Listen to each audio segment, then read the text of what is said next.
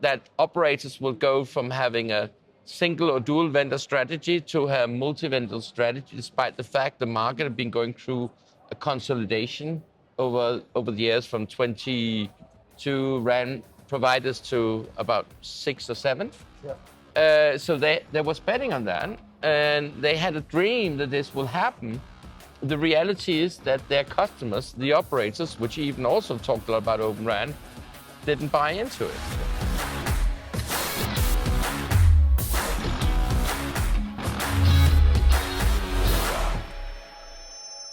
Hello and welcome to another Telecoms.com podcast, a special one shot on site at the Bella Center in Copenhagen because we're here at Digital Transformation World. And obviously we can't be in Copenhagen without having our Danish mate John Strand as our special guest. Thank you. He's got his badge with the Danish flag and the American flag there. And so welcome, John. Good to have you back, mate. Good. I'm going to, given that it's a different environment, we've got a bit less time, I'm not going to bother with too much opening bollocks, other than to say thanks a lot for buying me and Ian dinner on Monday night. And you even got Pierre a couple of glasses of wine. So that's very generous of you. Thanks, mate. But I'm going to get straight into it. This is great. We've got some guy pushing a massive, great big bit of furniture behind the camera. Yeah, take your time, mate. It's all right. I'm going to start, John, just straight away, the show. Just give me your top-line thoughts on DTW 25. Yeah, I've mainly been meeting people. Oh, sorry. No, I'm going to interrupt. I forgot the beers. And that's very important. So John brought us some beers. Yeah. So, do you recommend anything? And this is cold filtered. Cold filter. It's That's a Pilsner. 4.2. That's a Tuborg. Yeah. We're just going to have to go through this. This is the opening bollocks. This is 7.5%. I'm not drinking that. Okay, fine. It's good. That's called a Tuborg Fine Festival. FF, yeah. Yeah. That's the classic, which is a classic really good. Tuborg. Yeah. And we got a Paulaner. I like Paulaner. That's a Weiss beer. Yeah. We have this one is maybe Demon Juice and from Amager. This is the island outside Copenhagen where this place is located. It's called Pink Farts and Unicorns, this one. This literally is Pink Farts and Unicorns written on the... And Demon Is this Juice. Another of these really alcoholic ones? No, it's a Danish one. I'm gonna try Pink Farts and Unicorns. What do you want, Ian? Do you want Demon Juicy? Okay. Demon Juice. This isn't the 7.5% one, is it? That you're giving me? It is. It's 7%. Can I have a normal give it back beer, then, please, John. Thank you. This is the Mikkel Killer IPA. 5.5. That'll do. Yeah. All right, that'll do. You grab what you want. You can have the Demon try Juice. this. I'll take the Demon. One. Okay. Let the Demon hits me. Cheers, guys. Cheers. That is so funny. Dry hopped India Pale Lager, Pink Farts and Unicorns. That's hilarious. Right. Cheers. Thank you very much, John. Very kind. Thank you. Right, where were we, John? You were giving us your cheers. You were giving us your opening thoughts on the show, on this year's show. Yeah. No, so I haven't been to many of the presentations. I've mainly met people here. But it's interesting to see the numbers of people coming to Copenhagen. Yeah. There's quite many on sea level. Yeah. Take into consideration you have 100,000 people at Mobile World Congress. Here you have 5,000, but I think there's a huge, larger percentage of sea level here. Right. There's the Mobile World Congress. Of course, there's more Mobile World Congress. But it's also a narrow conference. It's not, it's narrow on a certain part of the value chain, if you could say like that. But I think it's interesting to see the numbers of people coming in. We're lucky. The weather has been fantastic. Yeah. Although Pierre's getting annoyed because the sun keeps appearing and disappearing. Some people have complained, said, oh, hotels are so expensive this week. But in the same week, you have 3 days of design, which is a giant design festival, which is all over the town, brings in thousands of people to the city. Then we have Copenhagen, which is like a concert. It's with heavy metal. It's a great big metal festival. I didn't even know. Yeah. It's right up my street, but I didn't even know about it. Tickets were sold out like in an hour or something like that. Wow. And there's a lot of good bands, man. It's really, if you're into heavy metal, you have them all there. Yeah. And then I also heard that Robbie Williams is actually also in Copenhagen this week. Right. Well, so it's been packed and the hotel price has gone through the roof. I've never seen hotel price like this week before in Copenhagen, but... Right. Actually, talking about metal, we've got to give a little shout out to Katie and Chris from CC Group who took us out. we went and had dinner, and then we went to a metal bar afterwards. So I was totally in my element. That was where you were asked if you were here for Copenhagen. Right, yeah. Yeah. And I kept quizzing everyone, like when I heard the first riff, to see how quickly You people get obviously it. look the part, Scott. Well, there we are. Well, I was wearing a metal-y T-shirt, wasn't I? Yeah. That's great. So that's good. So is your overall impression then? You seem to be saying it's small, but it's productive and it's relevant. It's relevant, definitely, for those people who are in this part of the industry. I think it's important that they can meet a lot of people in a very small place. Copenhagen is a cool place to hang out. Also, if you have some social I'm events. a big fan of the city. You'll be pleased to hear. I wouldn't dare say otherwise with you. No, John. I know it. But I think that's good. I think it's also, you can say, one of the important things was announced before they opened, that the standardization work about the APIs, that now you have GSMA with Camara have agreed with the TM Forum to make one standardization process that works on both platforms. You can see like that.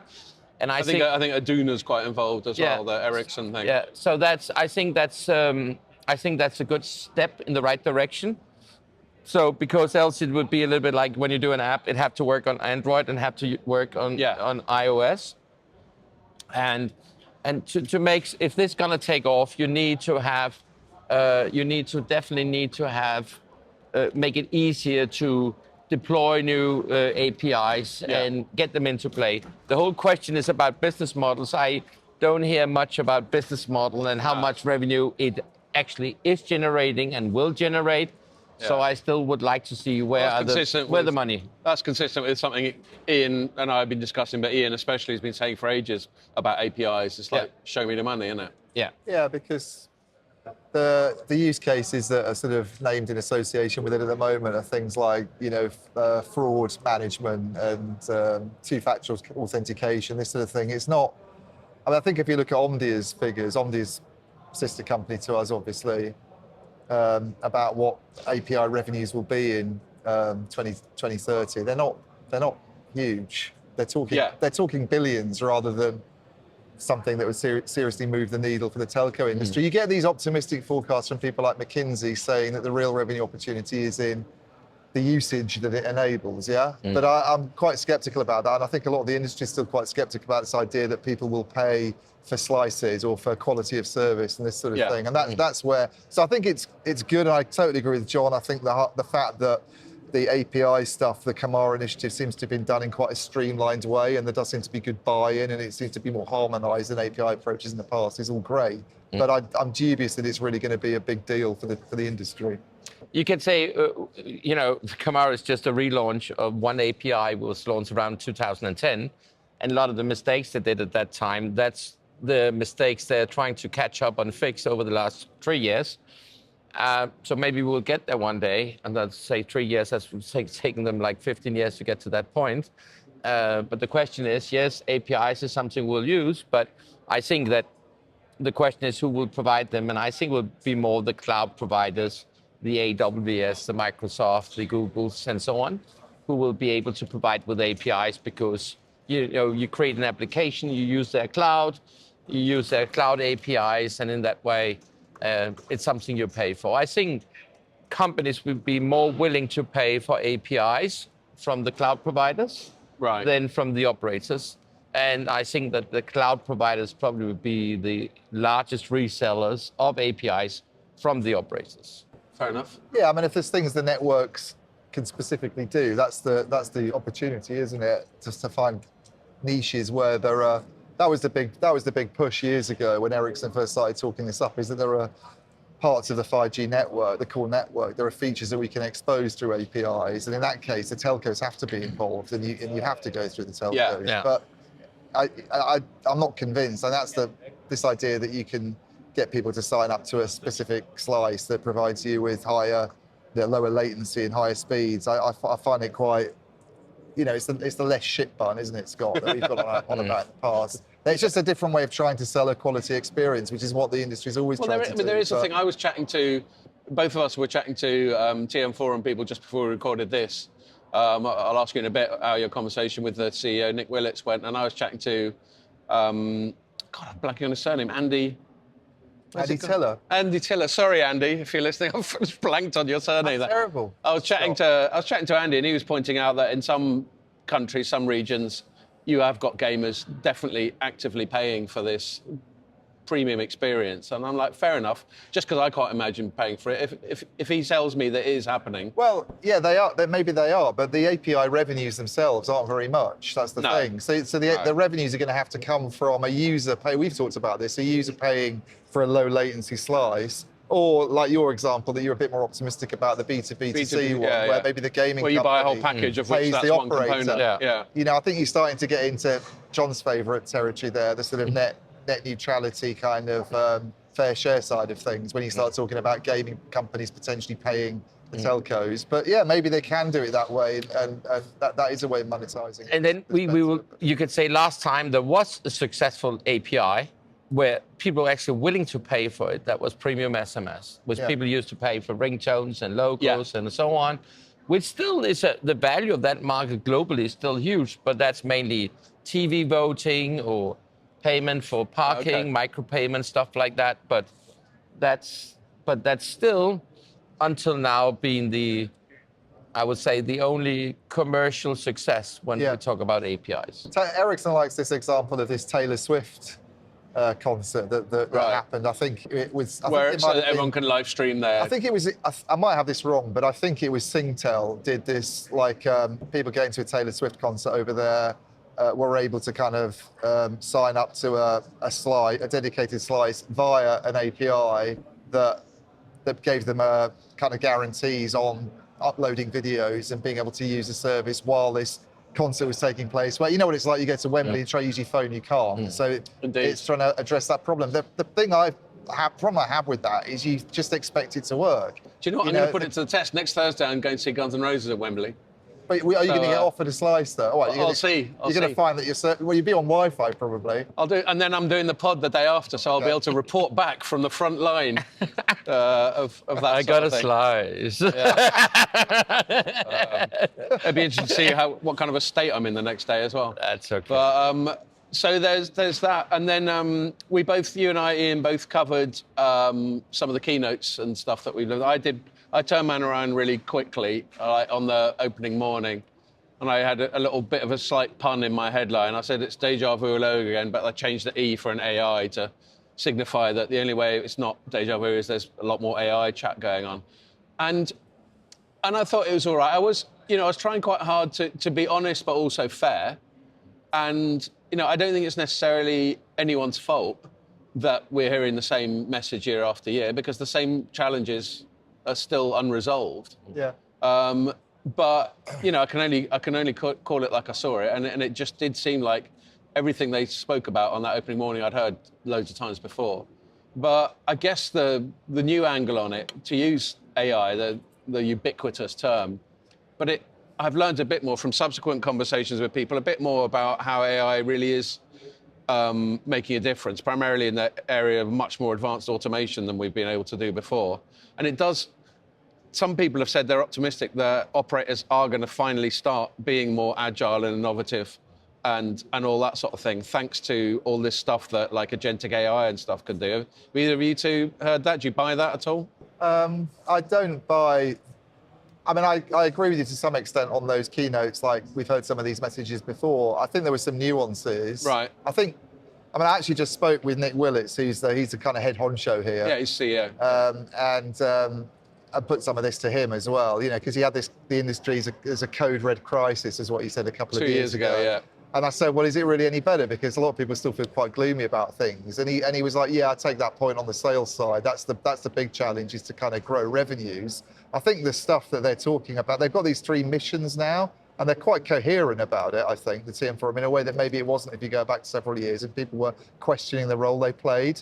So it's composable IT, which is where things like ODA, the stuff that Andy Tiller is very much in charge of, comes into it. Having a kind of standardized, harmonized approach to the back office IT systems, so that it's easy to interoperate. You speed up service deployment, you lower costs, you're improving your margins by doing that. Another one is just sort of data and analytics generally. And then the other one, the big one that I find attention grabbing, is this autonomous network stuff, getting to level 4 and level 5 autonomous networks where people aren't really in the loop and they can sort of operate themselves. And they haven't come out with figures saying what the cost savings could be. But there's obviously quite a big, I mean, I've got my own concerns about the impact on jobs and whether we should be entrusting so much to AI anyway. Totally. But if you buy into the story and you're a telco trying to save costs, then you can see that if they can take the workforce down by what Alison Kirkby's talking about, going even beyond BT's really ambitious targets now by 2030 through AI. There was that FT story, wasn't there? Yeah.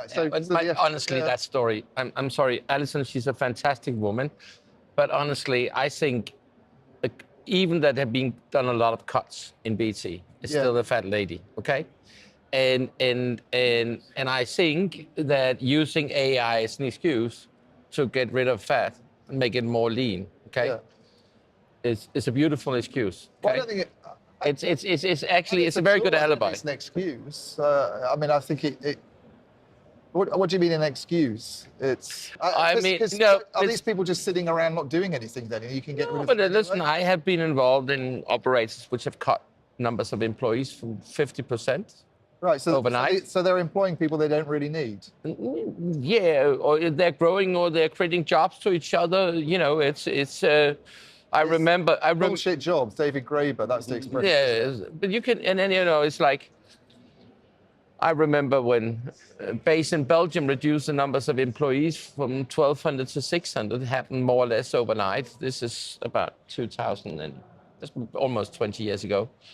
But if you look at it, did the customers experience anything? No. Yeah. It was mainly the ladies in the canteen which have to do food for less people. So I think there is, even that the industry claims they're lean and all those things, we can see that. Just look at the commercial sides of some MVNOs, which have very few people and serve hundreds of thousands, maybe millions of customers. Yeah. Where you see operators which have 1 million customers or 2 million or 3 million have significant more employees. Well, they've obviously got the networks. But remove the networks part, just to the commercial. Look at the commercial part. So it's I remember here in Denmark we have this, used to be, now it's a sub brand to TDC, but it used to be an MVNO called Telmore, and they were serving 500,000 customers, and they was having about 110 employees, including customer care, including the assistant, the PA, for the CEO, which he was also sitting in the reception. So when people visit the company, he was handing out name tags and stuff like that. At the same time, he was a PA for the CEO. Right. So I'm just talking about, there is a lot of things where you could say it's creating jobs and they are doing things and, should we do these things and so on. The question is, if this industry is, like it looks right now, very commoditized, do you need so many people? Okay, if we realize that it is commoditized, and if we say all those dreams of 3G will make revenue explode, 4G will make revenue explode, 5G will make revenue explode. Yes, no, it didn't happen. And if we basically bury all those ambitions and say, listen, just focus on producing a gigabyte cheapest, a voice minute cheapest, an SMS cheapest.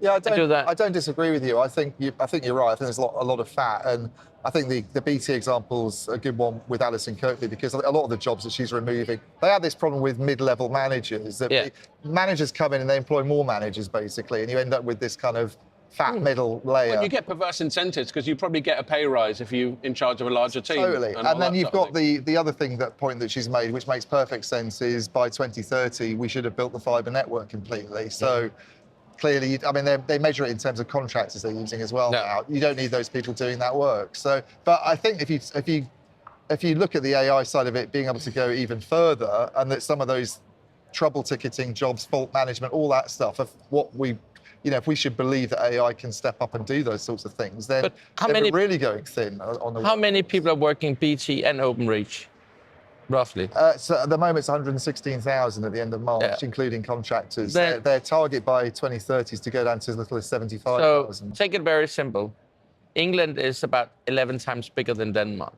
Yeah. TDC in Denmark have a bigger market share on mobile, and on fixed, than BT have. And I think TDC in Denmark have about 8,000 or 9,000 employees. Yeah. Okay? The question is, do you need to be 14 times more people in BT OpenReach than in TDC? Yeah. Who used to be the CEO of TDC in Denmark? Alison Kirby. Yeah. Yeah. So Yeah, she well, that's what maybe she's- could say That's what she's known for doing, I suppose. yeah. So I think it's like, and even the people before her she was not brutal in cutting, to be honest. But to be honest, it's like, I could easily manage it would be much smaller, and so I think it's sometimes we maybe should say, what will it take to run that company if we started from scratch today? Yeah. Yeah. What will it take to build the networks? What will it take to run the networks? What can we outsource and all those things? I think it's tough to say because right now there's probably people sitting watching us which feel scared a little bit because what about my job and all those things? Yeah. Fine. You can't automate John Strand. No, no. I wish maybe I don't know AI. I think you're real. Yeah, you seem to be. That's good.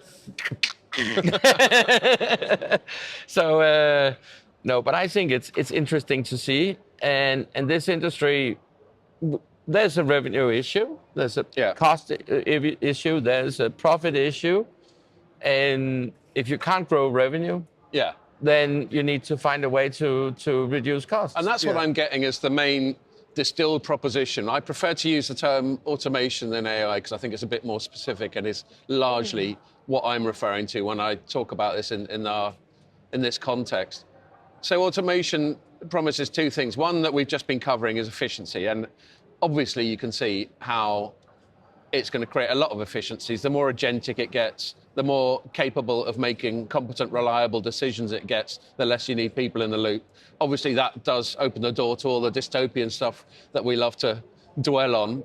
But, we've done that, and we might get back to it again. But, hashtag Terminator. So that's the efficiency side. And then the other one you hear, which you tend to get a bit more rhetoric about, is the aspirational, through automation and agentic AI and all that sort of thing, you can become much more. I think one of the buzzwords they were saying on the morning keynotes like be much more responsive to customers, customer-centric, something like that. I can't remember what the precise jargon they were using. Well, and I'm just still struggling to see... Intent-based, probably. Intent-based, all that sort of thing. But I'm still struggling to see that bit. I can see the efficiency bit. I've got no pushback on that. But I'm still struggling to see, even armed with all these clever new automated tools, why that means that the proposition to the customer is going to radically change. Well, I can see the proposition to the customer changing, but the trouble is every telco is going to do it. So that too, yeah. So it's just table stakes. You can certainly see. So Ulf Ilwilson but honestly, how often are people... Hang on a minute. If you listen to his version of it, then he's saying when you get 6G coming along, and you're taking advantage of things like AI to do intent-based networking, then you can have these very sort of dynamic slices where someone wants something and you can be incredibly responsive and AI is able to figure out problems more quickly. So the customer service gets a lot better, but everybody's going to be doing it. And it's table stakes, and no one's going to pay a premium for it. No one's going to pay a premium for it because everybody will be in the same situation. But honestly, how often are people in contact with a mobile operator? Okay? Honestly, when you buy a SIM card, okay? Today, you even get it over the air, okay? So you don't need the SIM card, and everything is automated in that way. How often do you call the customer care to your operator? How often do you do it? Anytime I hear from EE, anytime I hear from EE is when I land in Copenhagen and they go, right, we're going to do you £3 a day for roaming. That's not a very positive interaction. I don't use their app quite a lot, though, the EE app, which... Well, I use it for gifting data to my family. Gifting data. I use it just for sort of checking on like bills, and I was upgrading recently, so I was using it quite a lot for that, trying to sort of compare options I could get and what tariffs I could get. So, and then why don't you have free roaming here? I do have free roaming here. You have free. But I mean, that's one of the things I got. So I was looking to upgrade a phone, and they actually have AI in the EE app now. You go and, I mean, this is built into most of them, where you go and have a conversation with a chatbot by text, and the chatbot was saying, "Can I help you with an upgrade? Because it looks like you're due to get one." And my whole interaction sorted out the plan I'm on at the moment was done with an AI. We call it AI, but these kind of chatbots was already, there was Swedish company who did this already like 15 or 18 years ago or something like that. but they were just they're getting obviously- Maybe not they're so obviously much intelligent more as now. Yes, sophisticated. yes, of course. But it's very much like predicting. If you answer A, then you give. Well, it's generative. The main use case really for generative AI, the first one was chatbots. Yeah. It's Yeah. they're very complex search engines basically. So that the whole sort of communicating with people side of it, writing essays, that was the initial sort of use case for it. So it was an obvious one for them to go with. But it was quite good. It works quite well with EE now, the chatbot stuff, I have to say. So one other theme that's been coming out of me, I met Angelo, what's his surname from Google Cloud? Libertucci. What's it? Libertucci. Libertucci, yeah, a proper Italian name. He's American, but presumably Italian-American. Yeah. Not Liberace. Yeah, and I met him, and I think did you meet him later, Yep. Ian? And I thought that was an interesting chat. And actually, I was reminded when I met him of a conversation we had just before the last pod, Ian, when we were having lunch with Ericsson. Yeah. And they were talking about, and Ericsson had just launched a sort of mobile core as a service thing in partnership with Google Cloud. And Google Cloud at the same time had been, oh, you having the angel farts? No. All right. That's a normal level. But one point they made, which I thought was interesting about, especially Google in the current era of like Angelo insisted that operators are much more receptive to just wholesale moving a ton of their stuff into the cloud now, and I suppose that Ericsson deal is illustrative of that. But then he would say that because he's got an incentive to say that. The Ericsson deals with a vendor, so obviously. It's not like they've got BT to say, yeah, we're going to take advantage of the Ericsson on-demand offer. But it's ultimately Ericsson acting as the middleman between Google Cloud and the operator, isn't it? Yeah, but they haven't got an operator signed up to it, have they? Yeah. Oh, okay, fine. It's like if they come along with that announcement and BT's like, yeah, we're moving everything into Ericsson on demand and we're going to do it this way, great. So. But the interesting thing, no, those are all good points. But the interesting thing that I remember first hearing about with Ericsson, and it's obvious once you told her, but it's worth stressing. Of the big public cloud providers, so AWS, Google Cloud, and Microsoft Azure, Google's the only one that owns its own LLM. Yeah. And it could be that Google is in an incredibly strong competitive position as people rely on public cloud, not just for traditional public cloud stuff, but to add all those AI bells and whistles to whatever they put in there. It could be that, and we often invoke Richard Windsor, who I know you know as well, John, and he's very strong on talking about like the AI landscape right now. And I think, recently he was like, he's really down on OpenAI because he thinks it's run really badly. And it's run by lunatics. It's run by lunatics, there we are.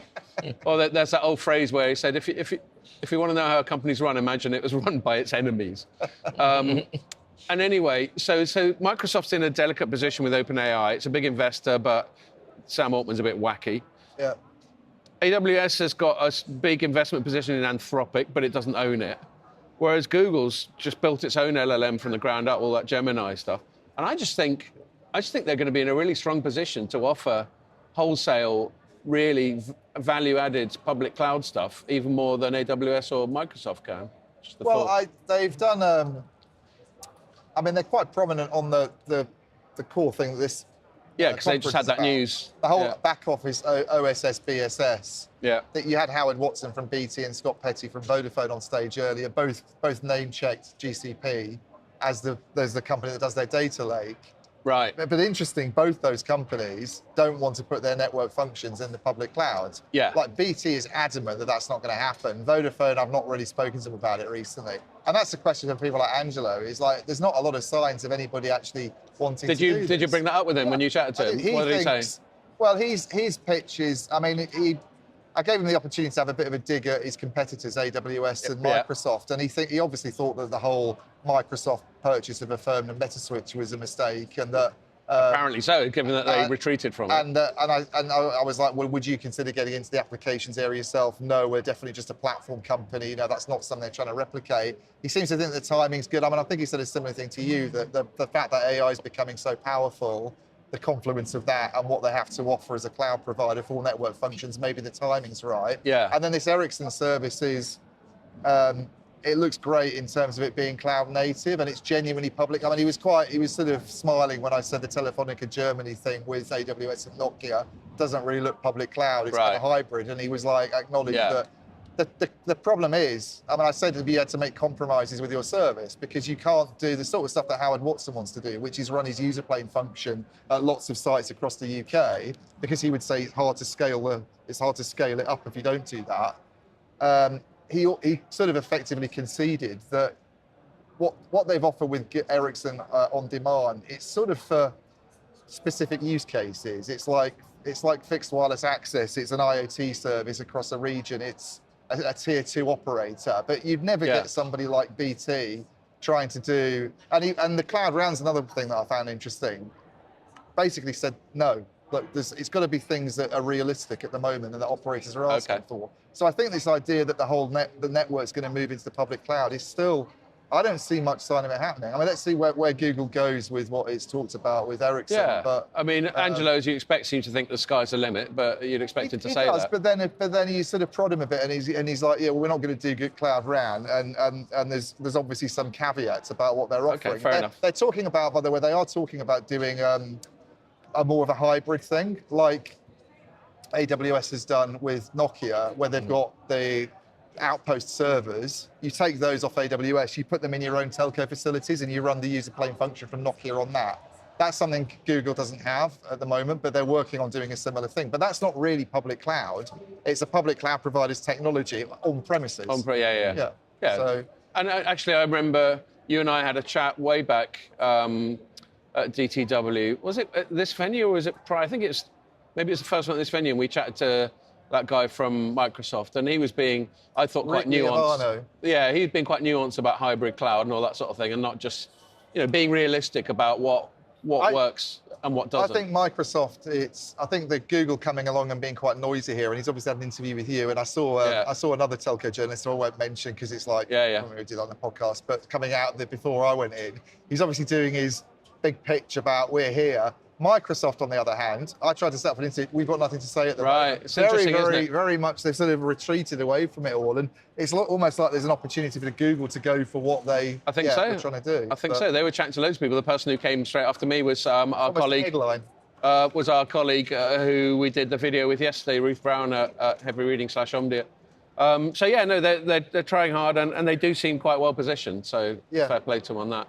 So before I'm keeping an eye on time and stuff, and we've got other stories we want to cover, but I want to give you two guys a chance to come up with any other things to do with this show. I suppose one thing I'll say to kick it off, like anecdotally, when I was chatting to Andy, and I think Nick has said this as well, they say it's the bigger than ever.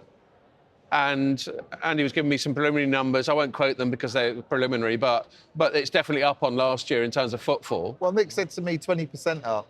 20% up, there we go. 4,000. Okay, well, if that's from Nick, then that's legit. But the funny thing is, and I obviously believe them, but the funny thing is, anecdotally, I bumped into a few people and they've come up to me in slightly hushed tones going, it's a bit quiet, isn't it? Well, did you remember people said that at MWC as well? And maybe that's just what people say. Maybe the younger generation are just a bit more quiet than we guys are. Yeah, maybe. Right. Perhaps they just mean no one's shouting. Generation change, John, no event you're at is quiet. No, I have no problem with my age. But, I mean, I find it really hard to take the temperature of it in terms of activity and that sort of thing. But more than one person's come up to me and said it feels a little bit subdued, feels a little bit quiet. I can't necessarily reflect that myself, but it's so hard to tell. I think it's, you should, you can always judge, is this hopping or, if there was someone which has, the booth which is down here, they're a little bit boring, It's not like in the olden days at Mobile World Congress where there was this Russian billing company, BSS, called CBOS, which always had some Russian girls standing and dancing and hopping and so on. I remember, one year they was told to dress a little bit more properly. So they had to find some clothes for the girls. Save that anecdote for later, mate. Yeah, but it's okay. But I think it's more important here. People come here to meet, talk. So with a trade show like this, and the same with Mobile World Congress it's a place where people come from all over the world. You can in one day meet maybe 5, 6, 7 people. You can have a dinner appointment. You can have drinks appointment, and in that way you can be very productive in a very short time, if you could say it like that. Yeah. And then of course, not to promote my own city, but You're entitled to. I'm entitled to. But you know, there's a lot of cool places to eat. Yeah. There's a lot of cool Copenhagen's places beautiful. to go out. It's a lovely city. And so in that way, and then it's easy to get around. There's no hassle. People are safe here, and so on. So in that way, I was chatting to someone, a woman earlier on, where she's saying one of the things she like about it, contrasting it with Barcelona, where everyone gets mugged the whole time. Is it's pretty safe, and this is a woman talking, so she just feels totally relaxed and safe walking around. A woman can take the metro 3 o'clock, 4 o'clock in the night by herself, no problem. No, good. So nice one there. Any other last thoughts, you two, about the event? I mean, well, John, I don't know if you. No, I think it's. I'm glad it's here. It's also nice to hear what people, because, you ask what do you like. One thing is the people you meet. Some of them maybe more have prepared themselves better to come here, so they're sure they meet the right people. Some people are a little bit more impulsive, and then they can be lucky or unlucky to run into the right people, which is worse to talk to. But then again, what do you like about the place? It's a nice venue place. The food is good. Yeah. Yep. So in that way, I feel that positive feedback, definitely. I mean, I'd say first, John's been very, very positive about the TM Forum stuff, which is nice. No, but listen, I've always been critical to them. I said, and listen, I'm still saying is show me the money. Okay. Yeah. Okay. From a tech perspective, I love APIs. I've been writing tons of reports about it.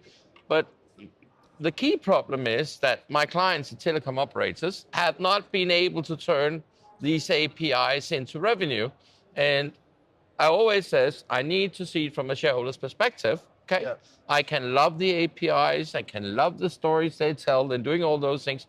Fine for me, but in the end of the day, please show me the revenue. Okay. Yeah, and I agree. I think that'll be one of my main takeaways, is that the whole code red thing that Nick sort of came out with 2 years ago, I can see this. It's all about efficiency and save. I mean, the whole show's, by the way, become completely dominated by AI.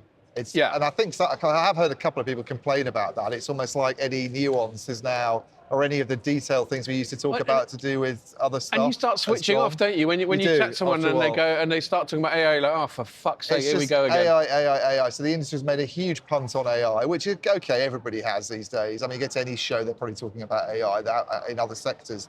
But it's all about efficiencies, savings. And I think that what John was saying, that whole, how do we actually grow revenues in this industry? No one really has an idea. I completely agree. I completely agree. And I'll say it again, sometimes people get a bit annoyed at us sounding a bit downbeat.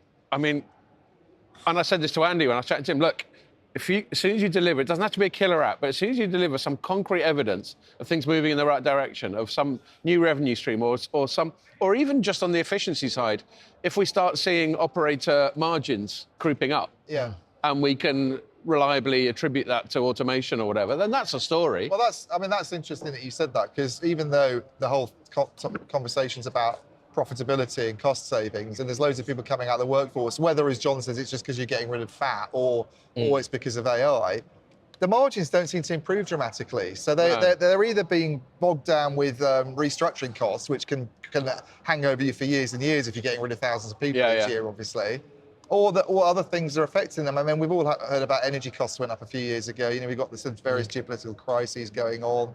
There's been inflation, so they're not really that much better off, it seems. Why is it whenever we go to a trade show, there's some new war kicking off? I'm starting to get paranoid. There is one every week at the moment. Well, then maybe that's it. It's just all the time. Okay, all right. I think that's a good summary. So in the time we got left, I just wanted to cover a couple of other news items, because it's been quite a newsy week in some ways. And it's weird. That's the other weird thing about being a trade show. Sometimes some news will break, and you're not really able to digest it because you're running around and all that sort of thing. But one that Ian and I both covered at the start of the week was about a telecom software, well, primarily software vendor called Mavenir. And their big news was all this quite technical, arcane financial language to do with recapitalization and all that sort of thing. Yeah. That basically means if you own a small amount away, you have a problem. If you own a Yes. huge amount away, it's the bank which have a problem. Yeah, okay? yeah. It's like if I owe you £1,000, that's a problem for me. If I owe you £1 million, it's a problem for you. Sort of thing. Exactly. Yeah, yeah. So and I think it's the Ian made a fantastic story describing it quite well in details. And you can recap it. They're going through a refinancing, and they not only went through a refinancing, but they also said we want to focus on what used to be their core business before they went into the Open RAN space. Yep. Okay. And as I said to Ian before when we was talking, I think you have to go use the helicopter to go up a little level and say what's happened, because I think like 5 months ago, John Baker left. Yeah. And John Baker had been the hyper priest of Open RAN, if you could say it like that. Yep. And the reality is that he left 5 months ago. And I think at 5 months ago, they knew what their new strategy would be. And he said, listen, I've been going around preaching Open RAN. And basically, he had been marketing Mavenir as an Open RAN company, despite the fact that 99% or 98 or 7% come from other things.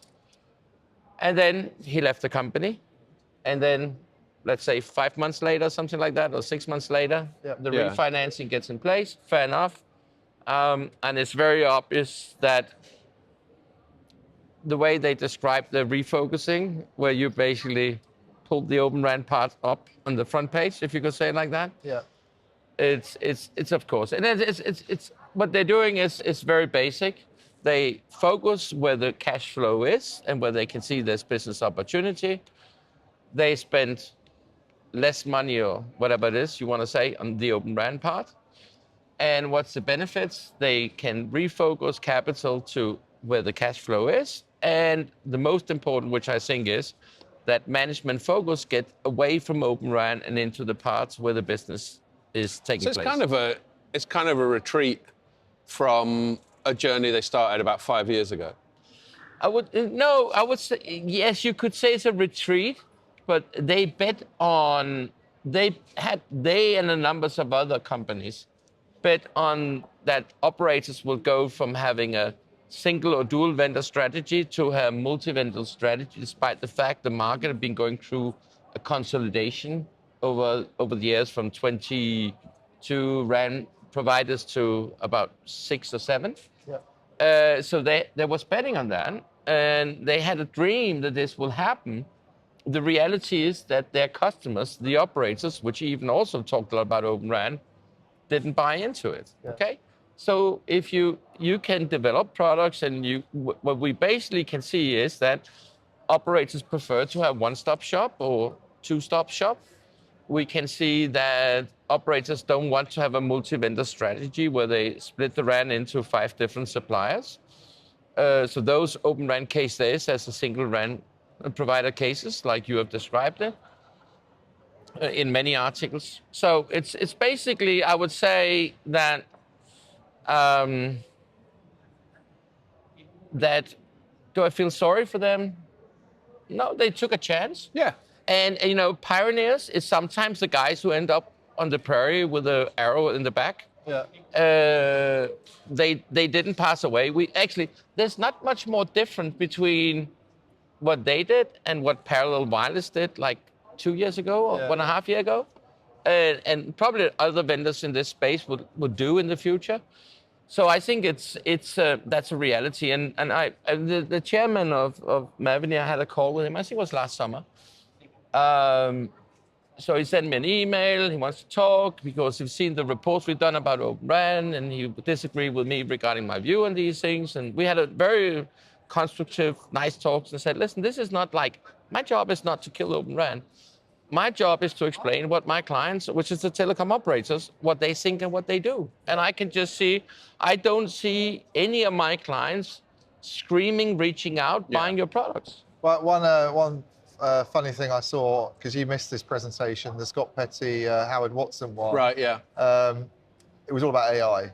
And Funnily enough. Mark Newman, who was doing the questioning, went, "Oh, like, you're making my job very hard here. You're just agreeing with each other." And Howard Watson went, "Well, if you ask us about Open RAN, we'll disagree with each other." Which I thought was quite Yeah, funny. because Vodafone's much Vodafone more being into very it. pro Open Yeah. RAN, apparently, and BT being quite anti-Open RAN. Well, I think is a perception. And that's, I think, really interesting. In a second, like John sort of teed up your story and said you covered it well. So I'll ask you to tell us a little bit more about your coverage and why Yeah, John you described it get pretty well, a yeah. shout out from John and I get fuck all. I said it because I spoke with him, I suppose. No, I know. I'm I'm just joking. I'm just joking. You wrote a much more in-depth piece than I did. But I just had some thoughts about why people do go into Open RAN or not. So you've just set up the contrasting views of Howard Watson and Scott Petty. And I was chatting to you about this earlier, John, before we started recording, about my one working theory I've got of why did Mavenir make such a big bet, which doesn't seem to have turned out very fucking well, does it? Yeah. And I think one of the reasons is kind of some of the signals, either hard or soft signals they were getting, especially from the US state, because remember, Open RAN, while there was all this talk about how it allows this, that, and the other, and a more diverse vendor ecosystem, and whatever other benefits were attributed to Open RAN when its hype cycle started 5 years ago or whatever, a really big one from the American point of view is for it to further facilitate the flight from Huawei. Yeah. Yeah, but I'm hold on. Let me just quickly finish, and I'll ask you. No.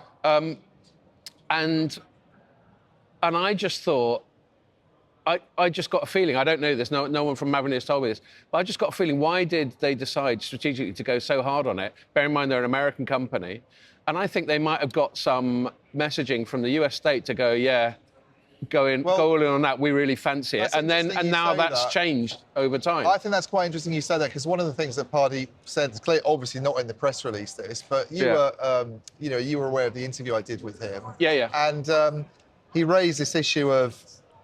He summed it up quite well. I mean, he's quite plain speaking, and sort of, he sort of pretty much admitted that it was kind of a mistake, really. Yeah. In not those. I think words, your point was like that was our biggest mistake, or something like that. But he was like, well, we got signals from the governments and the telcos.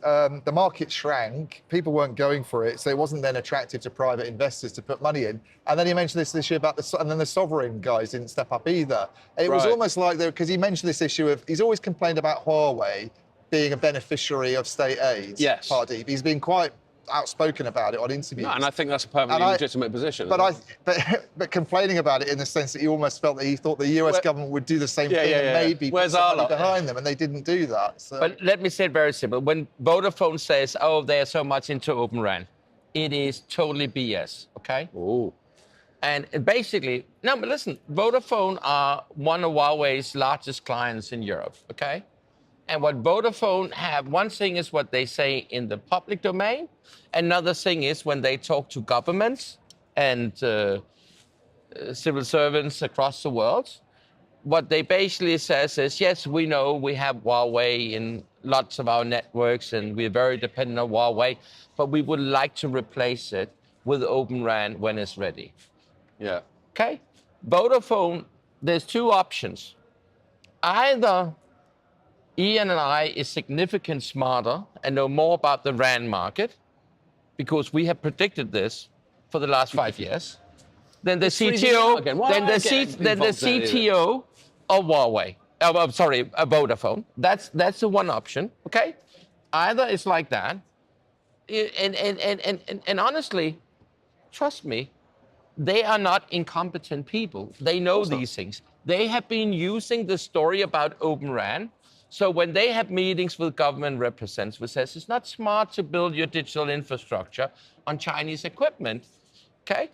Then they've said, yes, we know it and we agree with you, but we want to replace it with Open RAN because we believe that. Then the civil servants goes back and say, oh, Open RAN, yes, that's the Americans are saying, everyone is saying this is good. So check mark, fine, good. Then they come back a year later and say, how it's going?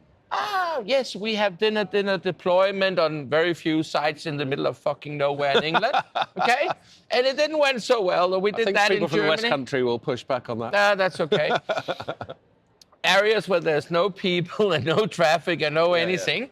So basically where there's no risk. And actually didn't go so well, but we hope it would be better a little bit further down the road. I'm going to defend Vodafone a bit there on the deployment because there's Mavenir not succeeding and the sort of supply diversification story not succeeding, and then what Vodafone's trying to do in terms of it has to replace Huawei gear in the UK. Now it's replaced, as I understand it, about 3,500 sites with Ericsson equipment. There's another 2,500 they kind of need to do where they've not made a lot of quick progress, but that's going to go to Samsung, and Samsung will be, it's single vendor Open RAN basically. Yeah. It's on virtualized equipment. They've done this with Verizon in the US. It works at scale across like 40,000 sites. It's Open RAN in the same way that Ericsson's big deployment with AT&T is Open RAN, but it's from a very, very well-resourced, huge company. And that's what Mavenir didn't have, was they just didn't have the working capital and the predictable demand to be able to sustain themselves. Well, and that was one other thing I took from the Mavenir announcement and thinking about it subsequently. So their core area is a core. Yeah. That's a good business. They've been a good business for them. Yeah. They're doing quite well there. There's a lot of Chinese core networks which have to be replaced in Europe. Yeah. And in other countries. So that's a place where Huawei have a large market share.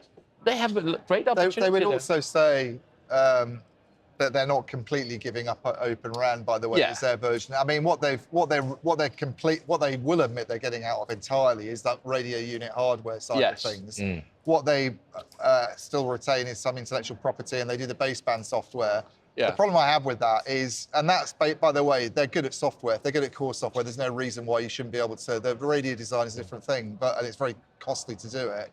But the problem I have with them continuing to do the baseband software stuff is, if it's a world where you want to get the software and the radios from the same people, and it's single vendor Open RAN, and you've got people like Deloro saying multi-vendor Open RAN by 2028 will only be 5 to 10% of the market. Right. They're kind of and it's shrinking anyway, the market. Yeah. They're in a very small area to try and get some. Well, and that's the thing. That's what I was leading up to. I can imagine. Again, this is just speculation. No one at Open RAN, certainly no one, at the top table at Open RAN has shared. It's not Open RAN, Mavenir, sorry, has shared their thinking with me. But the RAN market's much bigger than the core market, isn't it?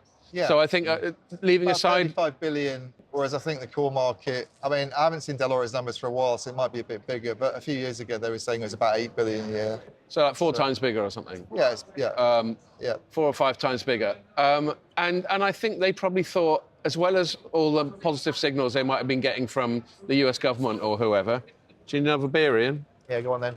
Do you want to try a Weiss beer? Yeah, I like those. There we go, Paul Lana. They thought, they probably just thought, well, hold on a sec. This is our opportunity. This is our once-in-a-generation opportunity to break into the RAN market, which is a much bigger market than our legacy area. So I can't fault their entrepreneurial instinct there. Yeah. And I think we will agree, we don't necessarily beat them up for it not working out, because nothing ventured, nothing gained. I think we should have respect for these people. They gave it a shot. They tried to do it. They invested a lot of money. They didn't succeed. Fine. Okay. We need people sometimes to go down a path, which is thinking out of the box, trying to do things in different ways. Some succeed. Some end up like the pioneers with an arrow in the back on the prairie. Analogy. And some end up being the sheriff of the town.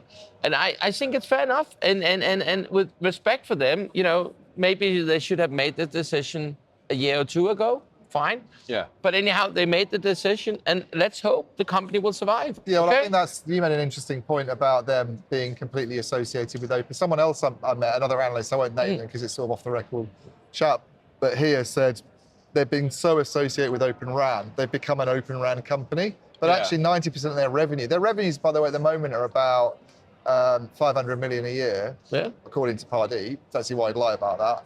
It's actually the filings sort of back that up. That's not a small company. It's not small, but all of that, 90% of that is core. Yeah. So they're only getting like 50 million in the RAN market. They were just aggressively trying to break into a new market. The 35 billion market. Exactly. Yeah. The last 2 years at Mobile World Congress, Pierre and I filmed a video panel on the Mavenir stand, and both times they were talking about Open RAN then. So that's obviously, they've just gone all in, and it hasn't worked, and now they've gone back. Well, I guess one of the things... Does it create a brand perception problem for them? They've become Possibly. so I think. Well, associated with they've got Open some repairing to do. What, are you offering that beer to me, John? Yes. All right, thanks. It's Mikkel Keller, which is it's two twins, where they split up. Actually, that's true, and they had a war. It's amazing. The one That's of them good. live in New York. I was yeah. getting a bit bored of this Tuborg, actually. It's a That's bit, okay. It's actually not bad. Yeah, it's all right. It's just a bit sort of cooking lager. But just to finish off, at least from my point of view, unless you two have got anything to add, and we haven't really covered, Ian, the dynamics of the refinancing, and maybe that's worth a quick mention. Because we were trying to work it out. It can be a bit confusing, can't it? Well, it's a debt for equity swap. But with lenders other than Sirius Capital, which is the only name. So Sirius Capital and Koch are the equity holders. Right. They're the equity holders. What they're talking about are the It's people just who've issued creditors. debt to them. Yeah. That's banks, basically. And so they've basically taken a big piece of the They're part owned by the action. banks now. Like, probably, I mean, they say that Sirius still has the majority stake, but everybody's taken, like, everybody's diluted their shares. And the banks would have thought, if they'd filed for Chapter 11, then they wouldn't have got anything at all, the creditors. So everyone, basically everyone's hoping now, unbiased and objective though we are, everyone's hoping that this move S&P didn't will lead react to them to it all very recovering. well. I know that. And I got sent a note last night by someone. But the S&P reaction to the whole thing has been to sort of downgrade them and to regard this as Credit rating. to regard the whole thing as a default, basically. And raise questions about the ability to keep going. Again, I didn't really understand it, but a debt for equity swap feels like a form of a default, doesn't it? Yeah. Because you're basically saying I can't pay the debt back.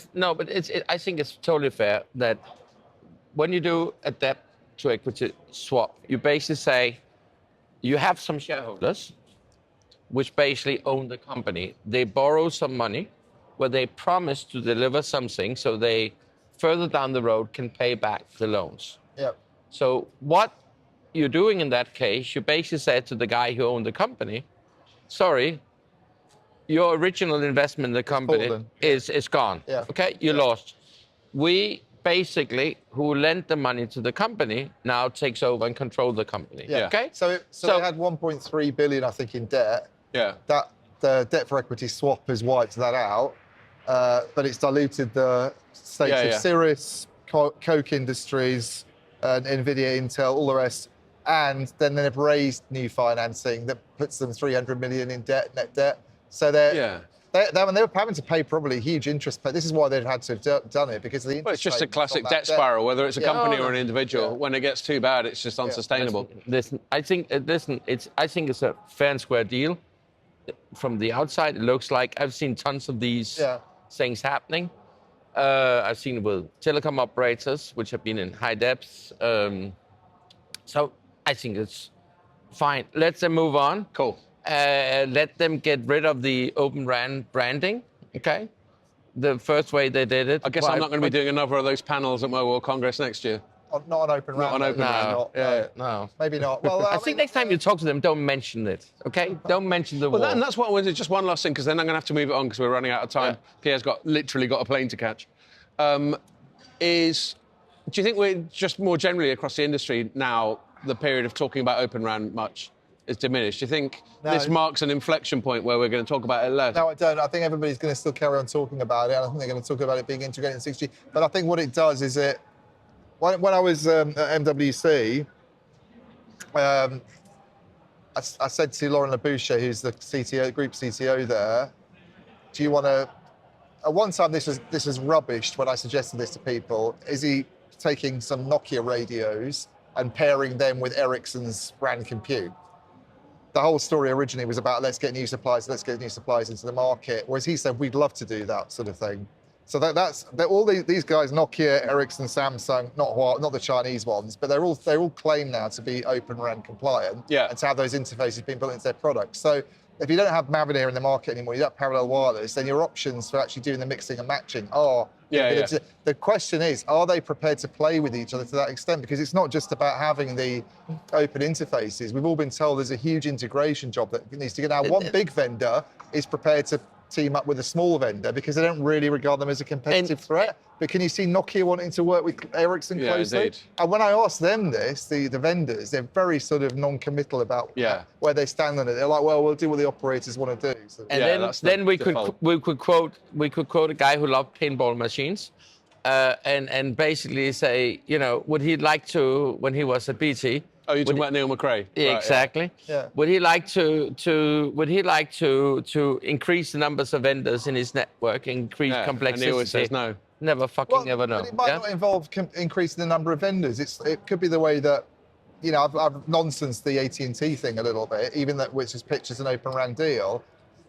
But the Ericsson story is and they say they're doing the same thing with Mass Orange. It's one layer of software across the whole territory, whereas previously they'd have had like Ericsson in one area, Nokia in another area. Now Ericsson's all the software, and you maybe put a couple of other radio vendors on top, so maybe you could put Nokia's radios with Ericsson and Samsung's radios with Ericsson. You've still only got three vendors in the whole network. But still, in the end of the day, and I think you made tons of stories about it, and I even made reports about it, why should I, as an operator, go out? The reason why you'd want to do that is because you might it gives you more options, doesn't it? So you might really like Nokia's radios, but you really like Ericsson's software. It's fine, but honestly, we talk about competition in the market, okay? And then we started this podcast talking about the cloud providers, okay? Yeah. The Microsoft, the Google, and so on, okay? The reality is there is less cloud providers than there's RAN providers. Yeah. And the second thing is I can switch from one RAN provider to another one, or I can use one RAN provider in one part of my country, another RAN provider in another part of the country. Yeah. But when I start to use some of these cloud solutions, okay, if I just use the cloud as a way to store data, okay, as a stupid hard disk in the sky, okay, then I can easily switch from one cloud provider to another one. But when I start to use the service they offer me, the different APIs, yeah, exactly. Then you're reliant on that then I'm locked in. I have no chance of moving because first I have a huge integration cost. When I have to, first thing I have to find out about the new cloud provider have the same APIs, services on his cloud as my existing.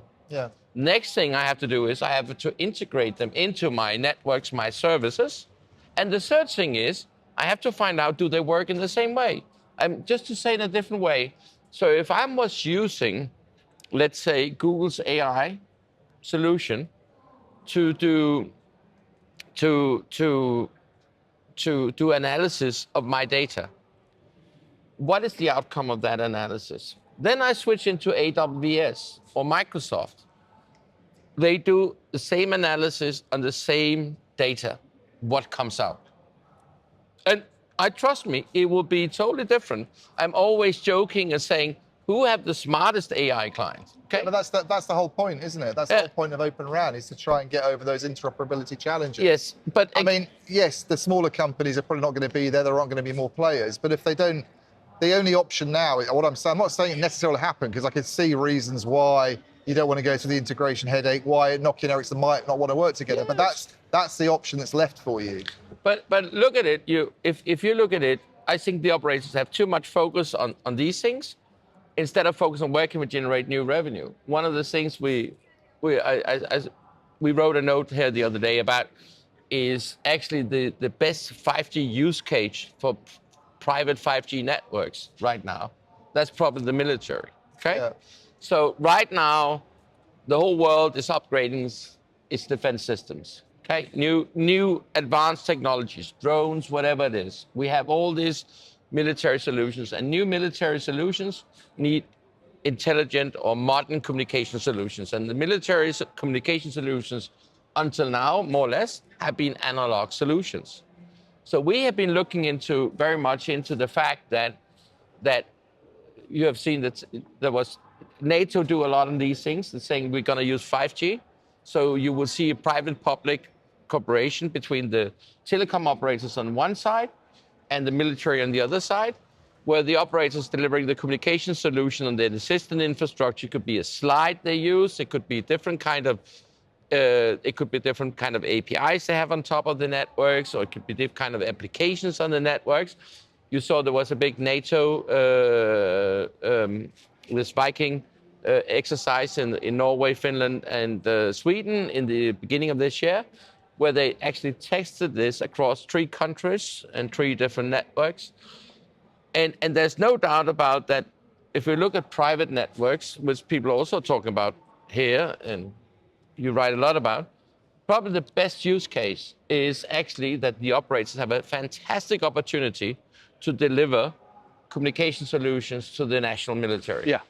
And they need a national coverage, need a national solution. But we just did a report where we basically looked into these things. And the reality is that in many European countries, there is a lot of the operators where the main part of their networks or parts of their networks is from the Chinese. And that means that when we can see it with the test NATO have already been running, the vendors is involved in the integration and creating the solution, all those things. So the question is, will the military in a NATO country say to an operator, we make a deal, and by the way, please invite Huawei to integrate your communication solutions into our military applications? Clearly not. Clearly not. So in that way, we will probably see some operators in Europe which will not be able to deliver solutions to the national defense. And we will see operators basically saying, listen, we can provide you with these things. Fair enough. I think that's a good point, and thanks for bringing that up, because I forgot to invite you to tell us about some of the stuff that you've been covering recently. But I've got to move it on because we've only got a few minutes left. And there's one more little story I want to cover, a bit more quirky for the final segment, which is the Donald getting into mobile. Oh my God! Which I kind of missed because it happened while we were travelling, and also I couldn't get onto his website. But basically, it crashed, didn't it? Yeah. Well, I still can't get onto it today, man. Yeah. Anyway, but he's created a Trump MVNO in the States. Yeah. And not only that, being Donald Trump, so there's 2 things. I love the way his narcissism seeps into everything that he does. So it's a Trump mobile. It's his sons who's running it, doing it. I know, but they're hanging on to his coattails, aren't they? Exactly. He's the brand. But anyway, let me quickly finish, just framing it, and then by all means tell us what you think, because I would also be grateful to know what you think of it from as a point of view as an MVNO expert. But it says an MVNO on all 3 networks apparently in the States, and Is that unusual? Is that normally done? It's not. I will come back to that. Yeah. Well, we'll come back to that. And then I just wanted to position some of the key proposition. The tariff. It's $47.45 to represent that he's the 47th and the 45th US president. This is what I mean about the narcissism. Yeah. And then he's apparently also launched a gold phone that costs $500, which seems fucking implausible if you ask me. But anyway, it's created a lot of fuss and a lot of noise, and it's very Donald Trumpy. And I just think it's hilarious. It's such a thing for him to do. I just don't know how seriously to take it. No, but listen, let me say it very simple. I've been working with MVNOs for more than 25 years or something like that. I think there's not many which have been publishing so much research about MVNOs as we have done. I work with tons of MVNOs, concepts and regulation across the world, including the United States. And let me say it very simple. The headline of this one is Trump Mobile is great news for the MVNO industry. Why? Because a lot of people don't realize what an MVNO is. They don't understand. Yeah. They know a traditional operator, but they don't understand that the product you get from, let's say, Leica Mobile, or you get from whatever. Tesco or whatever. Tesco Mobile or whatever it is can be compared with what you get from a traditional mobile operator. Yeah. Okay? So it's always been a slightly counterintuitive thing for operators to do, to sort of cannibalize themselves. So they have to in Europe. No, but and then you have tons of MNOs in the US which have been actually some of them successful and some definitely not. But not many though, are there? It's not like you. I mean, Spain is like awash with MVNOs. Yeah, but in it, and their regulator when M&A goes through, one of the stipulations is often that you have to sort of provide. I totally agree. But let me say it very simple. In the US, basically in the US, people don't know what an MVNO is. I mean, that's okay? right. That's the reason telco margins are so shit in Spain. Is because of MVNOs. Well, exactly. Yeah. Well, I think this is what John's leading up to.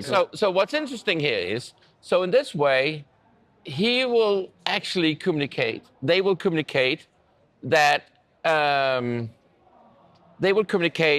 is an alternative to the classic mobile operators brands. Yeah. Okay, in the US, the T-Mobile, the Verizon, the AT&T. Fine. So in that way, people will open their eyes. Here comes this is the good news. Here comes the bad news. The price is absurd. You can get from tons of MVNOs in the US, you can get more or less the identical product at least $10 or more cheaper per month. Okay? Of course, you can say they have a deal with, it looks like they have a deal with all three networks, and that way they will claim that we have better coverage than any of, we have the combined and all those things. In the end of the day, it don't make the big difference for people. They know which operators give the best coverage where they're living and all those things. So I don't think that. And the cost of doing this, having three operators on the SIM card, is significantly more expensive than having one. So that's one thing. What's also interesting here is, this is not Donald Trump, because what you actually see, if you read the press release, it says, we have nothing to do with this. This is not us. So they are just a branded reseller. What's happening is there's someone which have said, we create this product, we do these things, and we give you a kickback compared to the recurring revenue the subscribers is giving. Probably $10 or $15, whatever it is, and you get that, but you do it. It actually says in the press release that this have nothing to do with the Trump corporations to do and all those things. It actually says literally, this Trump mobile company is basically just similar to a T-shirt manufacturer who paid Disney an amount to put Donald Duck on the T-shirt instead of Donald Trump. So that's a reality. Fair enough. So that's one thing. And then you can say, Americans, yes, among the 77 million voted for Trump at the last election. Right. And each of the operators in the US, three mobile operators, have between 118 and 156, I think is, million customers. But then remove the kids and all those who can't vote. So his customer base is roughly the same size. So on the paper, it looks good. But the question, some of those people aren't going to be, they'll vote for him, but they're not going to go, exactly. Mobile. So. And you know one thing, and this is a price you're going to pay. Getting sick of him already, anyway. Yeah. He's not very popular at the moment. No, so, but you can say this is a price per line, okay? But in the US, it's so that when you line number 2, you get a discount, and line number 3, you get a discount. So if you're mom, dad, and 3 kids in the US, and you have 5 lines, the last line, you pay $7 a month or something like that, okay? So coming into that perspective, I would say, I believe the main part of all Americans like to have a good price, a good offer, okay? And I even believe that Donald Trump would like to have a good offer, okay? Yeah. He likes a good offer. He likes a deal. He likes a good deal. And this price is not a good deal. No. For a lot of people in the US. Okay? Yeah, Rafa went to AT&T store and they went, you can get a deal for $30. Right. Basic offer. This is your son who lives in the States right now. Yeah.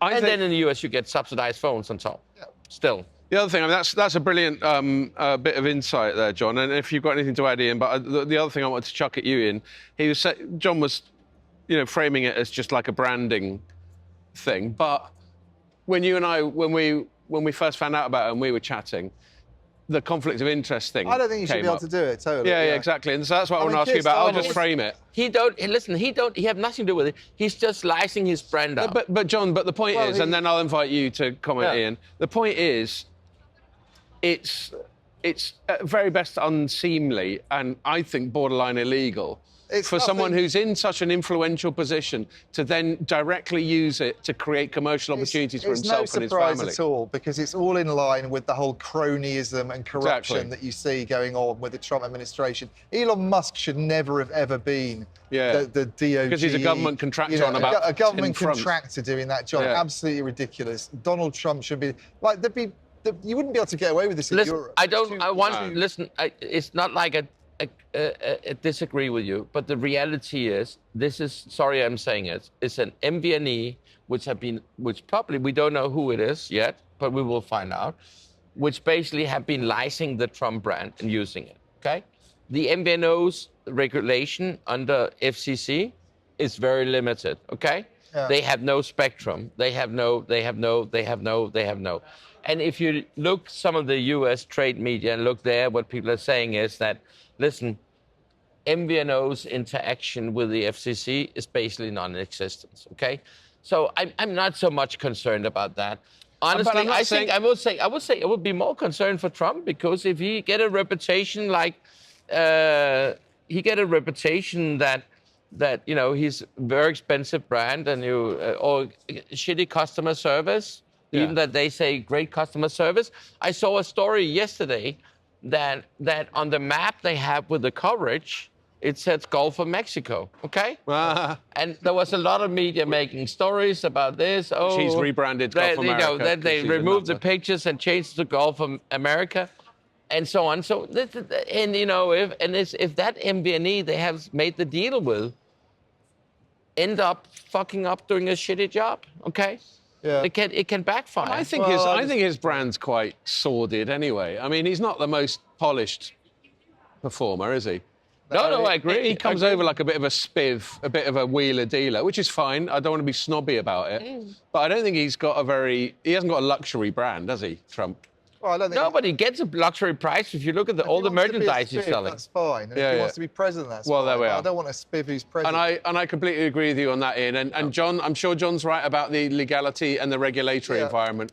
It's what I'm just talking about is more just, I suppose, good old-fashioned ethics. Yeah, but and it just feels. I totally agree with you. Let me finish. It just feels like whatever it is, whether it's this crypto shit that he's doing all the time, and people used to hassle the previous government because everyone was saying how come Nancy Pelosi is the best stock picker in the whole fucking world and all that sort of thing. Any time where you have these conflicts of interest with politicians, I think it's just negative, and I think. Yeah. But listen, I totally agree with you, but we must also realize that the ruler we are using for what is good political moral in our part of the world is significantly different than the ruler they use in the US. Totally. I mean, Okay? Ian just made that point, Okay. and he's right. And that's important to say, yeah? Yeah. All right, well, I think we won't push it down to the wire because Pierre's got stuff to do. I think we covered a fair bit of stuff. I need a slash. So I think It's a nice point to end it on. I think I'll wrap it up. Just to say, like, going full circle back to the show that we're at. I think it's a great show. I think it's a good size. I really enjoy the conversations we have. I enjoy the nightlife and all that sort of thing. And then the flip side of my coverage. I haven't actually read your coverage that you published today, and I'm sorry. There's no great insight in it. But it is a bit frustrating. It's no one's fault. It is a bit frustrating that each year we do seem to be covering the same issues, and there's never that time. We've never got to that point where we think we've turned a corner. And maybe next year, as I said at the end of my piece. I would say we end up getting confused on a higher level. Right. Yeah. Well, John, I'll drink to that. Cheers. Cheers, guys. Cheers. Cheers, everyone. So, thanks a lot for listening. You got one more. I think we got one more before I go on my summer holidays. So, thanks for listening to this, and make sure you join us for that one.